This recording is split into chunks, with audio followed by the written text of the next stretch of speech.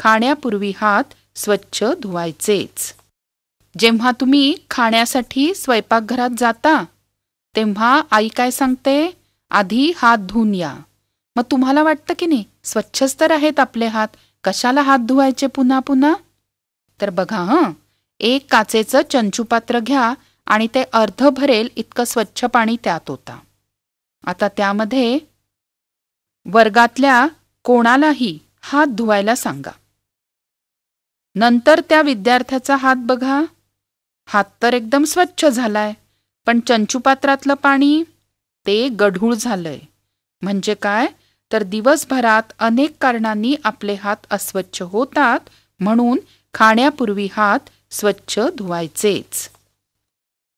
घाणेरड्या हातांनी जेवण केलं तर ती घाण पोटात जाते, पोट बिघडते, म्हणून हात जेवणाच्या आधी आठवणीने स्वच्छ धुवायचे. दातांची स्वच्छता ठेवायची, तशीच केसांची आणि नखांचीही ठेवायची.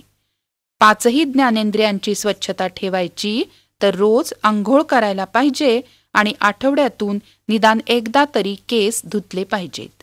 स्वच्छता ठेवली नाही तर वेगवेगळे आजार होऊ शकतात.